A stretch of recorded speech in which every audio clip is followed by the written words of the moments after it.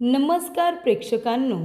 ठरलं तर मग या मालिकेच्या येणाऱ्या भागामध्ये जबरदस्त असा ट्विस्ट येणार आहे. तर प्रेक्षकांनो, इथे आता महिपतमुळे सायलीच्या तळपायावरील तुळशीपत्र आलं अर्जुन रविराज काकांच्या समोर. त्याचबरोबर प्रेक्षकांनो, इथे आता अश्विनने प्रियावरती संशय घेताच प्रियाने दाखवले अश्विनला बबलीचे खरे रंग. तर प्रेक्षकांनो, येणाऱ्या भागामध्ये कशा पद्धतीने या गोष्टी घडत जातात, उलगडत जातात, आपण सविस्तरपणे बघूया. प्रेक्षकांनो, आपण बघितलं इथे आता अर्जुनच्या हाती दोन्ही गाठोडी लागलेले असतात. एकतर प्रियाचं गाठोडं आणि सायलीचं गाठोडं. पण जे गाठोडं अर्जुनला त्यांच्या घरामध्ये म्हणजे अश्विनच्या रूममध्ये सापडलेलं आहे ते गाठोडं आहे सायलीचं. पण ते गाठोडं त्याला तन्वीचं वाटतंय. आणि प्रेक्षकांनो, इथे आता प्रियाचं गाठोडं जे सापडलेलं आहे ते अर्जुन आणि सायलीला वाटतंय की ते सायलीचं गाठोडं आहे. पण प्रेक्षकांनो, आपण बघितलं होतं जेव्हा इथे सायली तन्वीचं गाठोडं बघत होती तेव्हा ती पॅनिक झाली होती. आणि जेव्हा ती प्रियाचं गाठोडं बघते म्हणजे त्यांचा गैरसमज आहे की ते तिचं गाठोडं आहे. ते बघत असताना सायलीला कसलाही त्रास होत नाही. तेव्हा अर्जुनला आश्चर्य वाटतं की जेव्हा इथे सायली तन्वीचं गाठोडं बघत होती तेव्हा तिला त्रास झाला होता आणि आता स्वतःचं गाठोडं बघते तर तिला अजिबात त्रास झालाच नाही. नक्की तिच्या बाबतीत असं काय घडतंय? तेव्हा प्रेक्षकांनो, अर्जुन सायली सध्या तरी लक्ष देत नाही. कारण का, इथे आता सुभेदार किल्लेदारांच्या घरी नवमीच्या पूजेसाठी आलेले असतात. आता नवमीच्या पूजेला आल्यानंतर अर्जुन ते गाठोडं गाडीमध्येच ठेवतो आणि आधी पूजेवरती कॉन्सन्ट्रेट करतो. तो आता केसचा विचार करत नाही, सायलीच्या आईवडिलांचा विचार करत नाही. तो सध्या पूजेवरतीच लक्ष देत असतो. कारण प्रेक्षकांनो, रविराज काकांनी आणि प्रतिमाने पूजेचा मान सायली अर्जुनला दिलेला असतो. पण प्रेक्षकांनो, इथे आता प्रिया एक गेम खेळते. ती सायलीला इमोशनल ब्लॅकमेल करते. जेव्हा सायली तिला विचारते जाब की का गं, तू स्वतःच्या जन्मदात्या आईला इतका त्रास का देतेस? त्यांना चुकीच्या गोळ्या दिल्यास, त्यांना इथे गरम तव्यावरती ढकलत होतीस, अग्नी त्यांच्या चेहऱ्याजवळ घेऊन जात होतीस त्यांना त्रास देण्यासाठी. स्वतःच्याच आईबरोबर तू इतकी क्रूर का वागतेस, काही सांगशील का? तेव्हा प्रेक्षकांनो, इथे आता प्रिया म्हणते हो, मी माझ्या आईबरोबर चुकीची वागते ना. तुला तर असंच वाटतं की मी चुकीची आहे, तर मी आहे चुकीची. मी माझ्या आईबरोबर अशी का वागते? तुझ्यामुळे सायली. कारण तू माझ्या वाटणीचं प्रेम माझ्यापासून हिरावून घेण्याचा प्रयत्न करतेस. तू मला आणि माझ्या आईला वेगळं करण्याचा प्रयत्न करतेस. माझ्या आधी तू माझ्या आईला मिठी मारतेस आणि ही गोष्ट मला आवडत नाही. तेव्हा प्रेक्षकांनो, सायली म्हणते जर मी प्रतिमा आत्यांपासून दूर झाले तर तू त्यांची काळजी घेशील, तू त्यांचा छळ नाही ना करणार? तेव्हा प्रिया म्हणते अजिबात नाही. तू जर इथे येणं बंद केलंस, माझ्या आईच्या जवळ राहणं बंद केलंस तर मी माझ्या आईला त्रास का देईन? मी अजिबात माझ्या आईला त्रास देणार नाही. तेव्हा सायली म्हणते ठीक आहे, मग आता खाली चल आणि पूजेचा मान तू स्वीकार. तेव्हा प्रिया म्हणते ठीक आहे, चल खाली. तेव्हा प्रिया आता सायलीबरोबर खाली येते. तेव्हा सायली म्हणत असते की आजचा पूजेचा मान रविराज काका, प्रतिमा आत्या, तुम्ही मनापासून आम्हाला दोघांना देत होता, पण आम्हाला देऊ नका. तो मान तुम्ही आता प्रिया आणि अश्विन भाऊजींनाच द्या. तेव्हा इथे आता सायलीमुळे सगळेजण काही बोलत नाही आणि तो मान इथे आता प्रिया आणि अश्विनला मिळतो. त्यानंतर प्रेक्षकांनो, इथे सायली आता प्रतिमाजवळ नीट बोलत नाही. म्हणजे बोलत असते पण जास्त तिच्या जवळ करत नाही, कारण प्रियाला राग येईल म्हणून. सायली म्हणते की ठीक आहे, नवमीची पूजा झाली आहे ना, आता आपण सगळेजण निघूया. तेव्हा इथे सायली जात असताना म्हणत असते की प्रिया, तू म्हणालीस तसं आता मी इथे येणार नाही, पण तुला प्रतिमा आत्यांची काळजी घ्यावी लागणार आहे. त्यानंतरला सायली लगेचच अर्जुनला म्हणते की चला ना, आपण आता निघूया. तेव्हा ती अश्विनला काहीही न बोलता सरळ आपल्या कुटुंबियांबरोबर तिथून निघून जाते. तेव्हा प्रतिमाला आणि रविराज काकांना आश्चर्य वाटतं की सायली आता प्रियाला खाली घेऊन आली आणि आपल्याबरोबर जास्त काही न बोलता लगेच का बरं निघून गेली. तेव्हा प्रेक्षकांनो, इथे आता सायलीला प्रतिमा फोन करते, पण सायली प्रतिमाचा फोन आधी उचलतच नाही. नंतरला पुन्हा इथे प्रतिमा सायलीला फोन करते आणि तिला घरी येण्याचं आमंत्रण देते. तेव्हा सायली म्हणते नाही नको प्रतिमा आत्या, मी तुमच्या इथे नाही आले ना तरच तुमचे दिवस सुखाने जातील. प्रिया तुमच्याबरोबर चांगली वागत नाही, त्याचं कारण तर मीच आहे ना. कारण मी तुमच्या दोघींच्या मध्ये येते असं तिला वाटतं आणि कदाचित आता मलाही तसंच वाटतं. त्याच्यामुळे ती तुमची मुलगी आहे. तुम्ही जास्तीत जास्त वेळ तिला दिलात ना तर कदाचित ती तुमचा राग करणार नाही. आणि मला माझ्यापेक्षा जास्त तुमची काळजी आहे. तुमचे दिवस चांगले गेले पाहिजे, तुमच्या दोघींमधलं बॉन्डिंग वाढलं पाहिजे असं मला वाटतं. तेव्हा आता सायली घरी यायला नकार देते. पण प्रेक्षकांनो, इथे आता प्रतिमा खूपच जास्त रेसलेस झालेली असते, कारण सायली तिच्याबरोबर बोलायला तयार नसते. त्यानंतर प्रेक्षकांनो, इथे आता रविराज काका बघत असतात की इथे प्रतिमाला किती त्रास होतोय सायली घरी आली नाही म्हणून. तेव्हा प्रेक्षकांनो, इथे आता प्रिया प्रतिमाला त्रास द्यायला पुन्हा सुरुवात करते. ती म्हणते, काय गं आई, तू सायलीचे खूप लाड करत होतीस ना, बघतेस ना आता सायली कशी वागते, येते का आता ती तुझ्या मदतीला. तेव्हा इथे प्रतिमा म्हणते, तू गप्प बस तन्वी, तूच काहीतरी सायलीला बोलली असशील तेव्हाच ती इथे येत नाही आहे. हे बघ, तू कितीही प्रयत्न केलेस ना तरी मला आणि सायलीला तू वेगळं नाही करू शकणार. अगं, सख्ख्या मुलीपेक्षा जास्त प्रेम आहे तिचं माझ्यावरती आणि माझंही तिच्यावरती. तुला ते बघवत नव्हतं ना. तेव्हा प्रिया म्हणते, गप्प बसायचा, जास्त बोलायचं नाही. आणि प्रिया तिचा हात पिरगाळत असते. तेव्हा इथे रविराज काका सायलीला आता आणण्यासाठी सुभेदारांच्या घरी जातात आणि सायलीचा हात पकडून तिला आता किल्लेदारांच्या घरी घेऊन येतात आणि म्हणतात की सायली, हा उंबरडा तुझं ओलांडून आतमध्ये आली आहेस ना, हे तुझ्या वडिलांचं घर आहे. या घरामध्ये तू इथे सुभेदारांची मोठी सून म्हणून नाही तर माझी लेक म्हणून तू घरामध्ये आली आहेस. तुला आता माहेर नाही असं म्हणायचं नाही. वात्सल्य आश्रम तुझं माहेर आहेच, पण तुझं हे सुद्धा माहेरच आहे, तुझ्या आईवडिलांचं घर. आजपासून मी सगळ्यांच्या समोर सांगतोय की सायली माझी मुलगी आहे आणि ती मुलीच्या हक्काने या घरामध्ये आलेली आहे. ज्या लोकांना हा निर्णय मान्य नसेल ते आत्ताच्या आता या घरातून बाहेर निघून जाऊ शकतात, असं रविराज काका आता प्रियाच्या समोरच बोलतात. तेव्हा इथे प्रियाला खूपच जास्त राग हा आलेला असतो. त्यानंतर प्रेक्षकांनो, इथे आता प्रियाला राग आलेला असतो, पण ती काहीच करू शकत नसते, कारण हा निर्णय रविराज काकांचा असतो. त्यानंतर इथे आता प्रियाचं गाठोडं तर सापडलेलं आहे, पण अजून इथे कुणीही ओळखलेलं नाही आहे की प्रियाचं गाठोडं कुठलं आणि सायलीचं गाठोडं कुठलं, कारण सायलीला काही आठवतच नाही आहे. तोपर्यंत महिपत आपली खेळी खेळतो. महिपतने त्या बाईकडून आता प्रियाच्या खऱ्या आईवडिलांचा पत्ता मिळवलेला असतो आणि तिचे वडील टेलर असतात.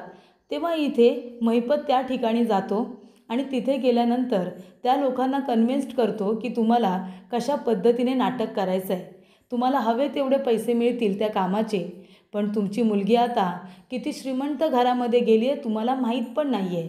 आणि इथे आता तिला सांगत नाही की सायली ही तुमची मुलगी नाही आहे तर प्रिया आहे, असं त्यांना सांगितलं जात नाही. फक्त एवढंच सांगितलं जातं की तुमची मुलगी एका श्रीमंत घरामध्ये सून म्हणून गेली आहे. आणि इथे आता सायलीचा फोटो म्हणून प्रियाचा फोटो दाखवला जातो. तेव्हा तिचा वडील लगेच म्हणतो की मी माझ्या मुलीला नाकारलं, पण आता ती इतक्या श्रीमंत घरातली मुलगी माझी सून झाली आहे, त्याच्यामुळे मला तिथे जावंच लागेल. कारण महिपत म्हणतो, तुम्हाला आता हवे तेवढे पैसे उकळता येतील, तुमची गरिबी तुम्हाला नष्ट करता येईल. आणि तेव्हा प्रेक्षकांनो, महिपत आणि नागराज दोघांनी मिळून प्रियाच्या आईवडिलांना सायलीचे आईवडील म्हणून उभं करण्याचा निर्णय घेतलेला असतो. त्यांच्याकडे एक प्रियाचा आता फोटो असतो, तो घेऊनच आता सायलीचे आईवडील म्हणून ते दोघेजणं त्या ठिकाणी आलेले असतात. आल्यानंतर ते सगळ्यात आधी अर्जुनला भेटतात. अर्जुनला भेटायच्या आधी ते इथे इन्स्पेक्टर सावंतकडे जातात. सावंतांना आपल्या मुलीचा फोटो दाखवतात आणि म्हणतात, माझ्या मुलीचा तुम्ही शोध घ्या. तेव्हा आता प्रियाचा फोटो बघितल्यानंतर लगेचच इथे इन्स्पेक्टर सावंत अर्जुनला फोन करतात, कारण प्रियाचा फोटो हा सायलीचा फोटो म्हणूनच अर्जुनने बघितलेला असतो. तेव्हा ते सांगतात की इथे तुमच्या मिसेसचे आईवडील आलेले आहेत, तुम्ही लवकरात लवकर पोलीस स्टेशनला या. तेव्हा अर्जुन त्यांना भेटतो. अर्जुन त्यांना आधी बघतो. अर्जुनला खूप आनंद होतो की हे सायलीचे आईवडील आहेत. त्यानंतर प्रेक्षकांनो, अर्जुन म्हणतो की तुम्ही सायलीचे आईवडील आहात का. तेव्हा ते म्हणतात की हो. ते म्हणतात, चला माझ्याबरोबर, आज सायलीला सरप्राईज देतो. तेव्हा प्रेक्षकांनो, अर्जुन आता प्रियाच्या आईवडिलांना, जे महिपतने उभं केलेलं असतं सायलीचे आईवडील म्हणून, त्यांना आनंदाने घरी घेऊन येतो. अर्जुनला वाटतं की चला, सायलीचे आईवडील सापडलेले आहेत. तेव्हा अर्जुन म्हणतो की बायको लवकर खाली ये, बायको ये ना. तेव्हा सायली आता खाली येत असते. सायली त्या माणसांना बघून अजिबात आश्चर्यचकित होत नाही की त्यांना बघून तिला काहीच वाटत नाही, कारण तिने त्या माणसांना कधी बघितलेलंच नसतं. तेव्हा अर्जुन म्हणतो, बायको तू ह्यांना ओळखलंस का? तेव्हा सायली म्हणते, नाही. कोण आपण? माफ करा पण मी तुम्हाला नाही ओळखलं.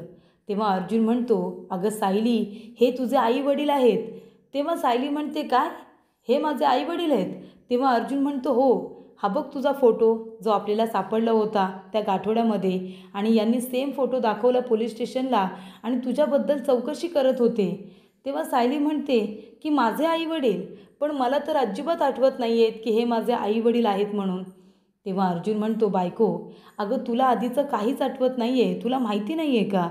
तेव्हा प्रेक्षकांनो, सायली म्हणते, पण मला यांच्याकडे बघितल्यानंतर ह्या माझ्या आई आहेत किंवा हे माझे वडील आहेत असं मला काहीच का वाटत नाही आहे. तेव्हा प्रेक्षकांनो, सायली म्हणते, बरं ठीक आहे, मी तुमची मुलगी आहे असं तुमचं म्हणणं आहे का? तेव्हा इथे ती बाई म्हणते, हो बेटा, अगं तू माझीच मुलगी आहेस. तेव्हा सायली म्हणते, ठीक आहे, मग मी तुम्हाला आता एक प्रश्न विचारते. फक्त एका प्रश्नाचं उत्तर तुम्ही दिलंत ना, तर मात्र मी मान्य करेन की तुम्ही माझे आई वडील आहात म्हणून. तेव्हा प्रेक्षकांनो, इथे आता सायली म्हणत असते की तुम्ही मला सांगा की जर मी तुमची मुलगी आहे तर माझ्या अंगावरती किंवा माझ्या शरीरावरती कुठे अशी जन्मखून आहे का?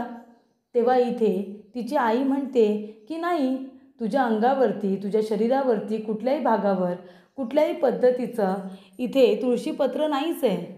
तेव्हा प्रेक्षकांनो, सायली म्हणते, नक्की ना, मला कुठेही जन्मखून नाही आहे? तेव्हा प्रेक्षकांनो, सायली म्हणते की हे माझे आई वडील नाहीच आहेत. तेव्हा अर्जुन म्हणतो, कसं काय बायको, हे तुझे आई वडील नाही आहेत? तेव्हा सायली म्हणते, कारण यांना माहितीच नाही आहे की माझ्या इथे तळपायावरती तुळशीपत्राची खून आहे. हीच तर माझी तुळशीपत्राची खून आहे, जन्मखून, जी लहानपणापासून आहे, मी जन्माला आल्यापासून. मग जर हे दोघेजणं माझे आईवडील असते तर त्यांना माझ्या तळपायावरती असलेली तुळशीपत्राची खून ही दिसायला हवी होती ना, पण त्यांना तर माहितीच नाही आहे. मग याचा अर्थ काय होतो अर्जुन सर? हे माझे आई वडील नाहीच आहेत असाच अर्थ होतो ना. माझ्या तळपायावरती असलेली तुळशीपत्राची खून यांना माहितीच नाही आहे. तेव्हा इथे ती बाई म्हणते, नाही नाही, अगं मला माहिती आहे, होती तुझ्या तळपायावरती तुळशीपत्राची खून. तेव्हा सायली म्हणते, नाही, माझा विश्वास नाही आहे तुमच्यावरती. तुम्ही जरी म्हणत असाल की तुम्ही माझे आईवडील आहात तरीसुद्धा माझा तुमच्यावरती विश्वास नाही आहे. अशा पद्धतीने इथे आता सायलीने एका मिनिटामध्ये ओळखलेलं असतं की हे तिचे आईवडील नाही आहेत म्हणून. त्यानंतर प्रेक्षकांनो, ही गोष्ट आता अश्विनला समजते आणि तेव्हा इथे अश्विन घरी आलेला असतो. तेव्हा प्रेक्षकांनो, अश्विनचं लक्ष जातं. तेव्हा इथे प्रिया आता प्रतिमाला त्रास देत असते. प्रतिमाचा गळा पकडून ती उभी असते, तिला हवा तेवढा त्रास देत असते. अश्विन म्हणतो, अगं तन्वी, हे काय करतेस तू?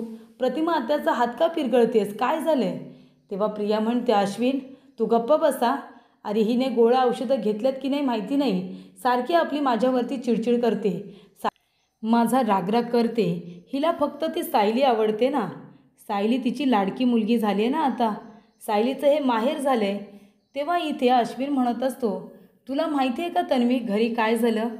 सायलीचे आईवडील आलेत आणि इथे सायलीने हे सिद्ध केलं आहे की ते तिचे आईवडील नाही आहेत, कारण तिच्या तळपायावरती तुळशीपत्राची खून आहे. ही तिच्या आलेल्या आईवडिलांना माहितीच नव्हती, म्हणून तिचं असं म्हणणं आहे की ते दोघंजणं खोटं बोलत आहेत. तेव्हा इकडे तन्वीच्या तळपायावरती सुद्धा तुळशीपत्राची खून आहे. मग तुझ्या पायावरती आहे का ती? तेव्हा प्रिया म्हणते, अश्विन माझ्या तळपायावरती तुळशीपत्राची खून आहे. तेव्हा तू माझ्यावरती अविश्वास दाखवतोयस का? तेव्हा अश्विन म्हणतो, नाही तसं नाही आहे. मग तुझ्याही तळपायावरती जर तुळशीपत्राची खून आहे तर मग सायलीच्या तळपायावरती तुळशीपत्राची खून कशी काय असू शकते? कारण ती फक्त तन्वीच्याच पायावरती आहे. तेव्हा प्रिया म्हणते, नाही नाही, ती सायली खोटं बोलते, तिच्या तळपायावरती कधीच तुळशीपत्राची खून नव्हती, मला माहिती आहे ना. तेव्हा अश्विन म्हणतो, पण ती तर म्हणते की ती तिच्या तळपायावरची जन्मखून आहे म्हणून, आणि ती अगदी लहानपणापासून आहे आणि सगळ्यांनाच माहिती आहे, मधुभावना वगैरे, त्यानंतर कुसुमताईला सगळ्यांना माहिती आहे की तिच्या तळपायावरती तुळशीपत्राची खून आहे. तेव्हा इथे प्रिया म्हणते, अश्विन तू माझ्यावरती संशय घेतोयस का? संशय घेतोयस? तू सुद्धा त्या प्रतिमा आणि रविराजसारखाच वागतोयस की काय माझ्याबरोबर? हे बघ, ते लोक आधीच माझ्या डोक्यात जातात, तू सुद्धा माझ्या डोक्यात जाऊ नकोस. तू जर पुन्हा माझ्यावरती असा कधी संशय घेतलास ना तर तू माझ्याबरोबर इथे नाही राहिलास ना तरीसुद्धा चालेल, जा तुझ्या लाडक्या सायली वहिनीकडे जा. तेव्हा इथे प्रिया आता इतकी चिडलेली असते की ती अश्विनसमोर बबलीच्या रूपातच येते. ती चिडते आणि म्हणते, अश्विन पुन्हा मला प्रश्न विचारायचे नाही या. माझ्यावरती संशय तर मुळीच घ्यायचा नाही, आत्ताच सांगते मी तुला. माझ्याबरोबर इथे राहून तू काय माझ्यावरती उपकार करत नाही आहेस, कळलं ना. तो अर्जुन बघ त्या सायलीसाठी काय काय करतो आणि तू माझ्यावरती संशय घेतोस. आणि इथे आता प्रिया अश्विनच्या आता अंगावरती जणू काही धावूनच जाते. त्याचा रागराग ती करत असते. तेव्हा इथे अश्विन म्हणत असतो की तन्वी, अगं तू इतकी का चिडतेस, इतका कसला तुला राग आलाय. तेव्हा इथे प्रिया म्हणत असते, हे बघ, यापुढे जर कधी माझ्यावरती संशय घेतलास ना तर माझ्यापेक्षा वाईट कुणीही नसेल.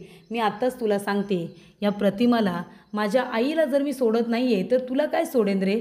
तेव्हा पुन्हा माझ्यावरती संशय घ्यायचा नाही आणि मला जाब तर मुळीच विचारायचा नाही, असं इथे प्रिया अश्विनला म्हणते.